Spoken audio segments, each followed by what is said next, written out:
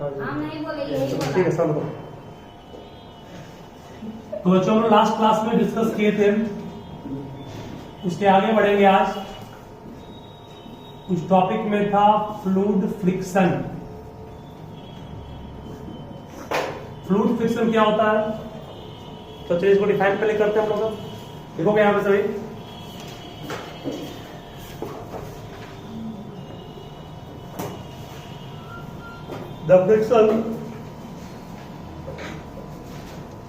The friction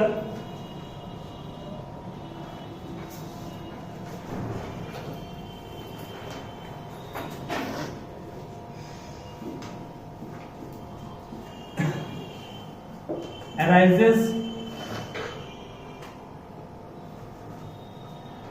when one body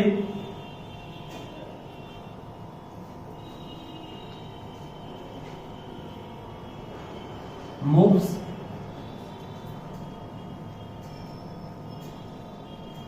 in fluid like air, water, etc.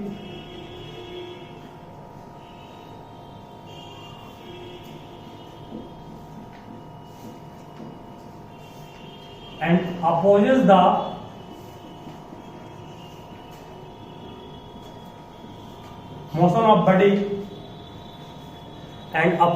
motion of body is called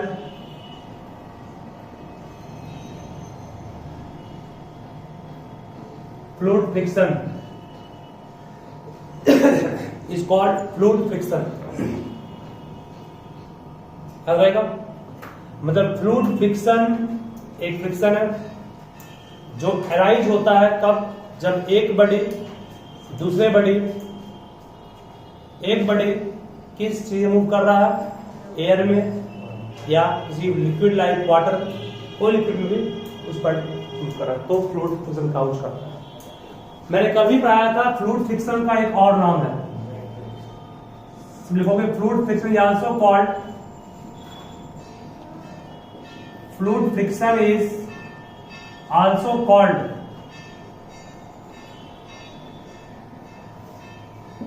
drag. Fluid friction का एक और नाम है, इसको हम ड्रैग कहते हैं।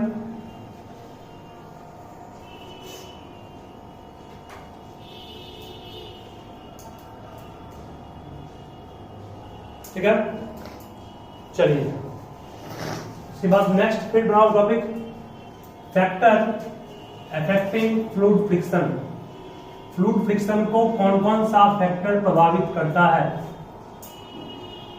देखो factor affecting fluid friction.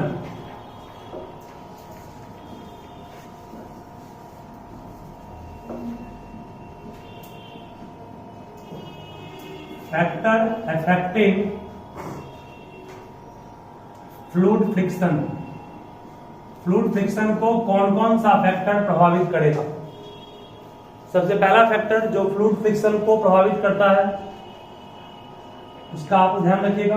First जानते हो कौन फैक्टर है जो फ्लूइड फ्रिक्शन को प्रभावित करता है, सबसे पहला है, आसान है, सभी ध्यान से समझोगे इसको। फ्लूइड फ्रिक्शन को प्रभावित करता है पहला, नेचर ऑफ फ्लूइड। फ्लूइड कैसा, nature of fluid, nature of fluid मतलब फ्लूइड कितना डेंस है, फ्लूइड की डेंसिटी क्या है। नेचर ऑफ फ्लूइड मतलब क्या हो गया, नेचर ऑफ फ्लूइड को हम लोग एक्सप्लेन करें अगर तो कहोगे दैट इज, मतलब ये हुआ इसका डेंसिटी ऑफ फ्लूइड, मतलब क्या हुआ इसका डेंसिटी ऑफ फ्लूइड। फ्लूइड की डेंसिटी क्या है, मतलब इसका क्या हुआ, इसका मतलब ये हुआ कि फ्लूइड कितना डेंस है। तो आपके पास मानो 3 फ्लूइड है, एक है केरोसिन ऑयल, शॉर्ट में के ऑयल था, एक लिया मस्टर्ड ऑयल, शॉर्ट में एम ऑयल का, एक लिया हनी, 3 फ्लूइड लिया। तो तीनों फ्लूइड में सबसे हल्का कौन होता है, केरोसिन ऑयल, उससे थोड़ा गाढ़ा कौन हुआ, मस्टर्ड ऑयल, उससे अधिक गाढ़ा कौन हुआ, हनी। इसका मतलब जो जो नीचे आ रहे हैं फ्लूइड की डेंसिटी घट रही है कि बढ़ रही है, बढ़ रही है। इसका मतलब डेंसिटी बढ़ रही है, डेंसिटी जब बढ़ रही है तो बोलो, डेंसिटी बढ़ रही है तो फ्लूइड फ्रिक्शन घट रहा है कि बढ़ रहा है? घट रहा है। फ्लूइड फ्रिक्शन बढ़ेगा ना। कोई आपसे कहेगा कि नदी में तैरना आसान है कि हनी में तैरना आसान है? नदी में, हनी तो गाढ़ा है, वो आप गौर देगा वो। इसका मतलब ये हुआ कि फ्लूइड फ्रिक्शन इंक्रीज करता है कब? जब फ्लूइड का डेंसिटी बढ़ता है। तो अगर फ्लूइड की डेंसिटी कम होगी तो फ्लूइड फ्रिक्शन भी क्या होगा? कम होगा। फ्लूइड की डेंसिटी अधिक होगी तो फ्लूइड की डेंसिटी अधिक होगी तो हम लोग कहेंगे उस फ्रिक्शन का मात्रा भी क्या होगा? बढ़ जाएगा। ठीक है ना? क्या रहेगा? Means fluid friction depends on what? Nature of fluid. और नेचर ऑफ फ्लूइड का मतलब हुआ फ्लूइड कितना डेंस है। सब लिखिए फास्ट में इसको, वीडियो पॉज कीजिए। सेकेंड वो shape of moving object. Shape of moving object second factor जिस पर डिपेंड करता है वो क्या है? Shape of moving object. Moving object का शेप कैसा है? तो इसका हम इसमें कुछ थोड़ा डिस्क्राइब भी करेंगे जिसको ध्यान से आपको समझना है। आप देखते होंगे जितनी भी चीज जो हवा में या पानी में मूव करती है उसका फ्रंट पार्ट काफी साफ होता है, नोकीला होता है। चाहे वो जहाज हो, शिप हो, बोट हो, एरोप्लेन हो, बर्ड पंछी हो, सबका फ्रंट पार्ट काफी साफ होता है। क्यों होता है? चूंकि मान लीजिए कि अगर ये बोट है, सपोज कीजिए कि ये एक बोट है, ठीक है। इस बोट का फ्रंट पार्ट अगर साफ लेंगे, हवा इसको मान लो बोट ऐसे मूव कर रही है, हवा इसको रोकेगी ना, तो ये हवा कट करके साइड से बाहर निकल जाएगी ना। अगर फ्रंट पार्ट कहीं फैला हुआ होगा, हवा उसको अधिक अमाउंट रोकेगी, जिससे ये बहुत फास्ट में मूव नहीं कर पाएगा। और बहुत फास्ट में मूव करना भी चाहेगा तो इसको अपना एक्सीलरेटर बढ़ाना पड़ेगा, और एक्सीलरेटर बढ़ाएगा तो फ्यूल बहुत ज्यादा खर्च होगा, है कि नहीं? इसका मतलब ये हुआ कि जितनी भी बड़ी होती है, जो एयर में ईवी फ्लूइड है, वाटर में ईवी फ्लूइड है, में मूव करती है, तो उसका शेप इस तरह से बनाते हैं कि उसका फ्रंट पार्ट क्या हो? शार्प हो, ताकि फ्रिक्शन कम से कम हो पाए।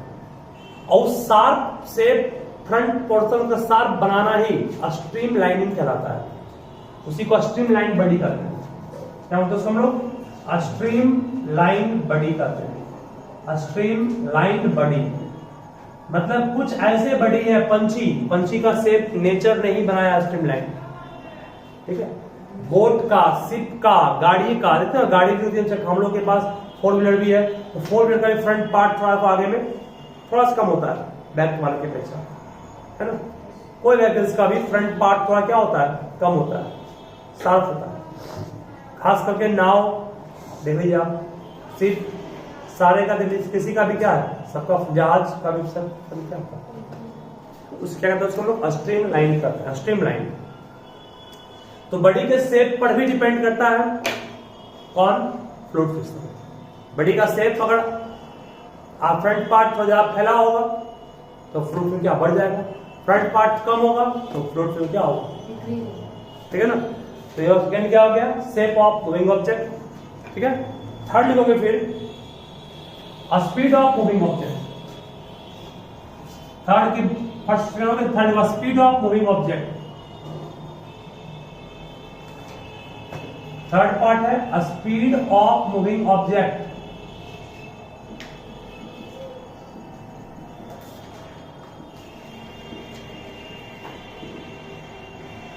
लिख लिए स्पीड ऑफ मूविंग ऑब्जेक्ट का मतलब क्या होगा? मूविंग ऑब्जेक्ट की क्या स्पीड है? आप देखते होंगे अगर बाइक बहुत स्लो चला रहे हैं तो आपका हवा उतना अधिक रोकता है, महसूस नहीं होता है। लेकिन बाइक बहुत फास्ट चलती है तो लगता है हवा आपको रोक रहा है, नहीं, फिर महसूस क्यों होता है? क्योंकि आपके गाड़ी की स्पीड बढ़ेगी तो फ्लूइड, एयर फ्लूइड है, वो आपको रोकने का फ्रिक्शन भी क्या करेगा? बढ़ा देगा। स्पीड ऑफ मूविंग ऑब्जेक्ट पर भी डिपेंड करता है। दैट इज क्या? That is when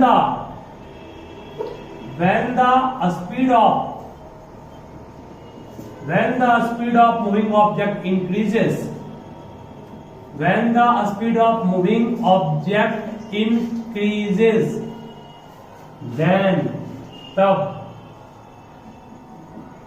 then its fluid friction also get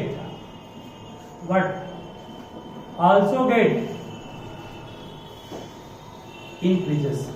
मतलब अगर बॉडी का स्पीड बढ़ेगा, अगर बॉडी की स्पीड बढ़ेगी तो फ्लूइड फ्रिक्शन भी क्या होगी, बढ़ेगी। इस बॉडी के स्पीड के बढ़ने से फ्लूइड फ्रिक्शन भी क्या होता है, बढ़ता है। ठीक है, बॉडी अगर स्लो चल रहा है तो फ्लूइड फ्रिक्शन भी क्या होगा, कम होगा। बॉडी फास्ट मूव कर रहा है तो फ्लूइड फ्रिक्शन भी क्या होगा, चल रहा है। ठीक है, आ जाएगा। उसके बाद फिर बढ़े आगे, देखो नेक्स्ट टॉपिक बनाओगे, स्ट्रीम लाइन बॉडीज क्या होता है।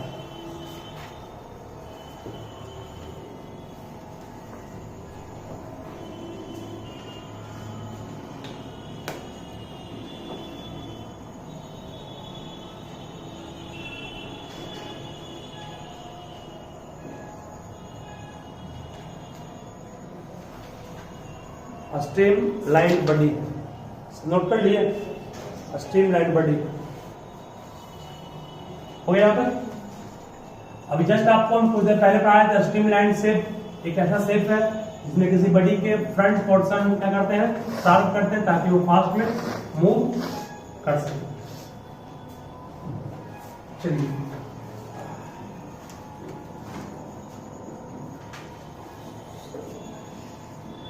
स्ट्रीम लाइन शेप का डिफाइन हो गया आपको। ये special shape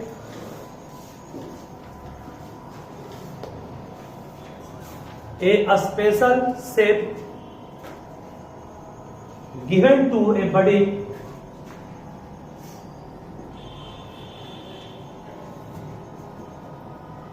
a special shape given to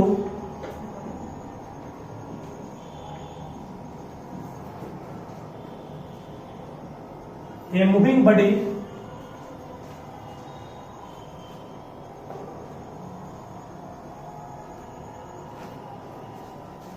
a special shape given to a moving body, bracket में कर दोगे फ्रंट पार्ट शार्प, ब्रैकेट में फ्रंट पार्ट शार्प कर दोगे। A special shape given to a moving body, bracket में front part sharp, to minimize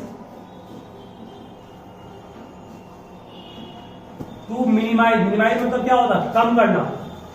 to minimize the frictional drag between the body and fluid is called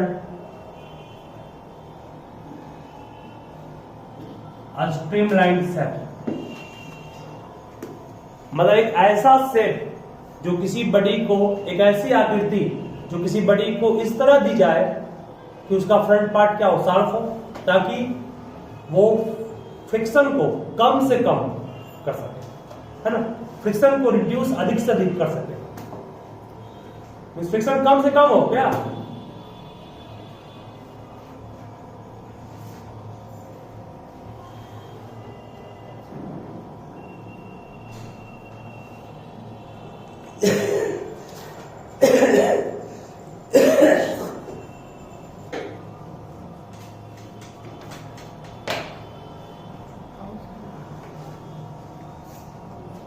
ये pause कीजिए। Stream line flow, stream line flow, stream line flow next topic से बनाओगे, stream line flow.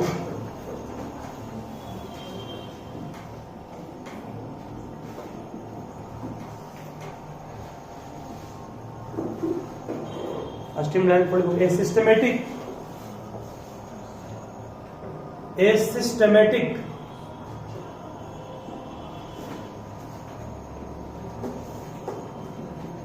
Regular flow, a systematic regular flow of a fluid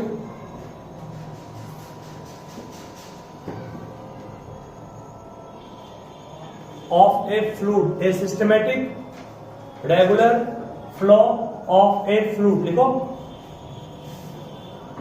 in which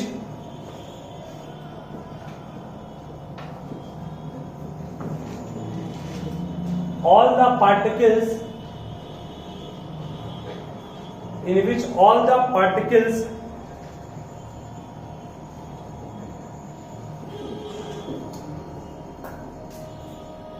that passes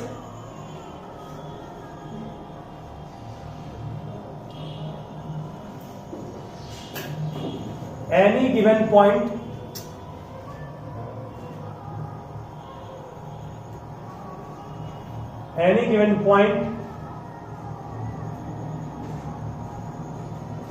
follow the same path and